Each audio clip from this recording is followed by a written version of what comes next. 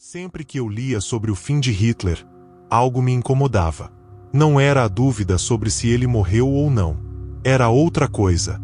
Era tentar entender como alguém que controlava metade da Europa terminou reduzido a um homem confinado, paranoico, discutindo com mapas que já não correspondiam à realidade. Janeiro de 1945. A Alemanha estava sendo esmagada em duas frentes, o regime desmoronava, e o mundo que ele construiu ruía mais rápido do que qualquer exército avançava. Enquanto cidades caíam e aliados desapareciam, ele se enterrava cada vez mais fundo, não só no bunker, mas na própria mente. O isolamento físico virou isolamento mental, e a realidade começou a ser tratada como inimiga. E é aqui que nasce o paradoxo que não me deixava em paz. Como o homem mais poderoso da Europa terminou condenado antes mesmo de morrer. É a partir disso que tudo começa a fazer sentido.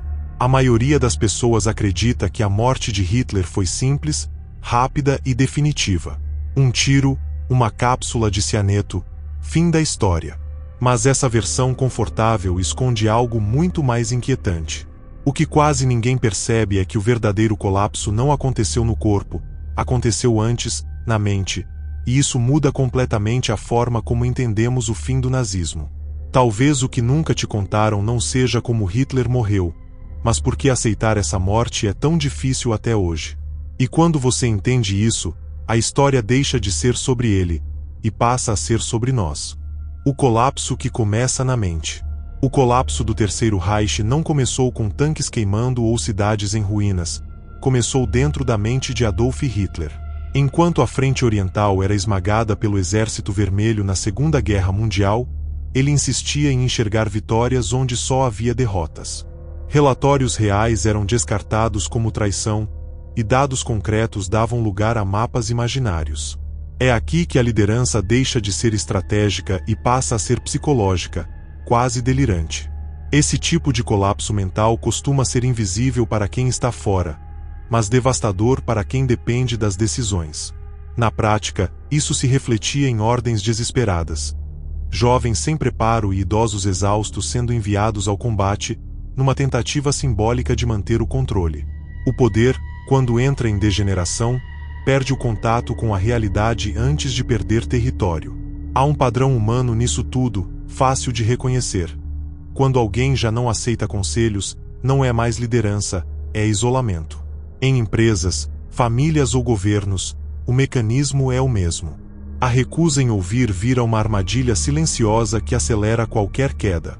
O conflito direto com Albert Speer escancara esse momento crítico da história do nazismo. Speer trazia números, logística, limites concretos.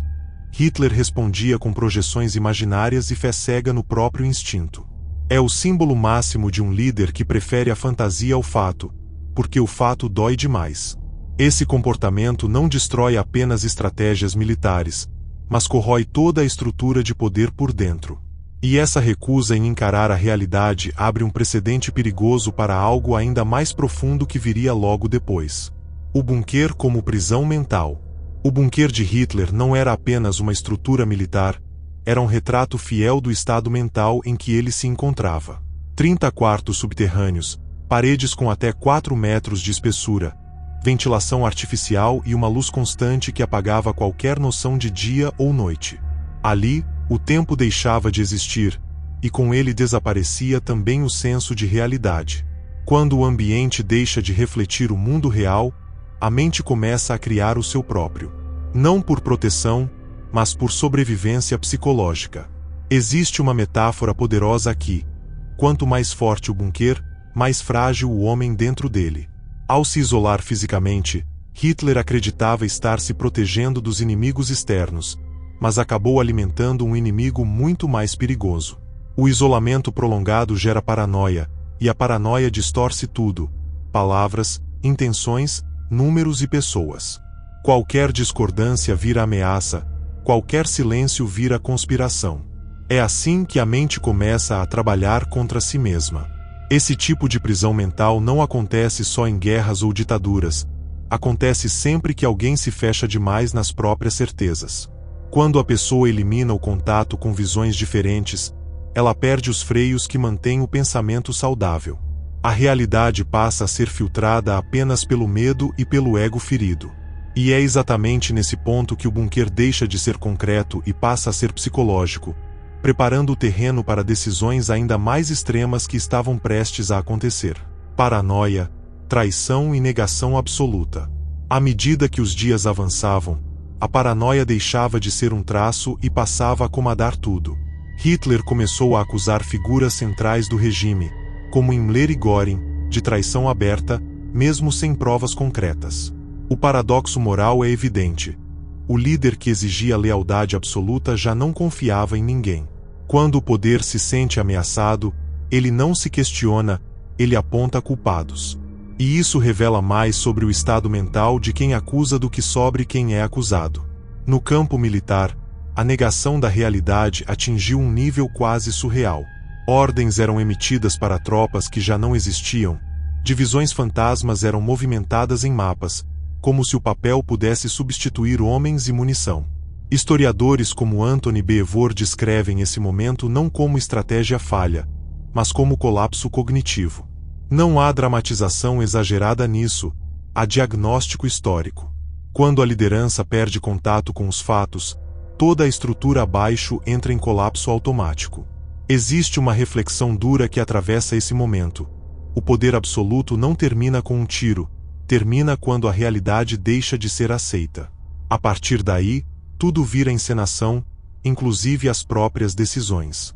O líder continua falando, ordenando, exigindo, mas já não governa o mundo real. Governa apenas a própria negação.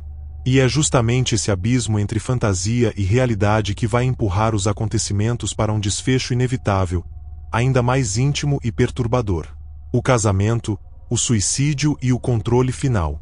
O casamento com Eva Braun acontece quando tudo já estava perdido, e exatamente por isso carrega um peso simbólico tão forte.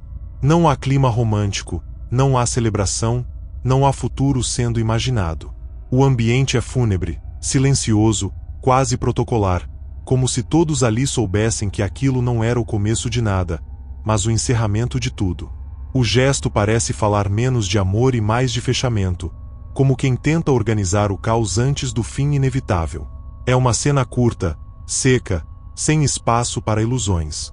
O contraste narrativo é impossível de ignorar. Casamento simboliza vida, continuidade, promessa. O suicídio, que vem logo em seguida, representa o controle final. Quando todo o poder externo já foi perdido, resta apenas o controle sobre a própria morte. Cianeto, arma, cremação, detalhes contidos, quase técnicos, que reforçam a decisão editorial de não transformar o momento em espetáculo. A ausência de dramatização não esvazia o impacto, pelo contrário, torna tudo mais crível, mais humano e mais perturbador.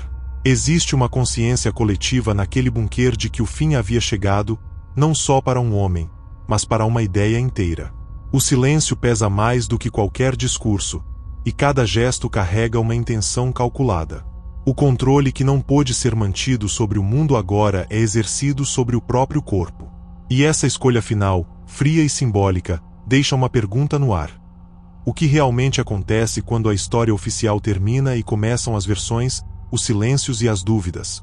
Pós-morte, dúvidas e por que as teorias nunca morrem. Após a morte de Hitler, o silêncio não trouxe encerramento, trouxe dúvidas. Os soviéticos, que chegaram primeiro ao bunker, desconfiaram desde o início da versão apresentada, alimentando incertezas oficiais e extraoficiais. A identificação dentária acabou sendo a principal evidência concreta, comparada com registros médicos e confirmada por especialistas da época. Ainda assim, a ausência de um corpo exibido publicamente abriu espaço para especulação. Quando a informação não é completa, a imaginação coletiva corre para preencher os vazios. É nesse terreno fértil que surgem as teorias de fuga, da Argentina a bases secretas, passando por narrativas cada vez mais elaboradas. A estratégia aqui não é ridicularizar essas ideias, mas entendê-las. Primeiro, elas são apresentadas, depois, contextualizadas dentro do caos do pós-guerra. Por fim, limitadas pelas evidências disponíveis. Quando se olha com calma, percebe-se que quanto mais frágil a prova, mais forte a narrativa alternativa precisa ser. Isso diz menos sobre os fatos e mais sobre as necessidades humanas. A mensagem central é simples e desconfortável. As teorias sobrevivem porque as pessoas precisam acreditar que o mal não teve um fim simples. Um tiro e uma cápsula de cianeto parecem pouco diante de tanto horror acumulado. Existe quase um desejo inconsciente de que o desfecho seja mais complexo, mais proporcional ao terror causado. E é exatamente essa recusa em aceitar finais banais que mantém essas histórias vivas, preparando o espectador para refletir não sobre Hitler, mas sobre como lidamos com o mal na história. Ao final, a história sustenta uma versão clara, apoiada por provas concretas, registros médicos e testemunhos consistentes. Ainda assim, as dúvidas continuam vivas na cultura popular, atravessando gerações como um eco que se recusa a desaparecer. Talvez porque a mente humana tenha dificuldade em aceitar que algo tão devastador termine de forma tão simples. Não há explosão final, não há catarse, apenas um fim silencioso e desconfortável.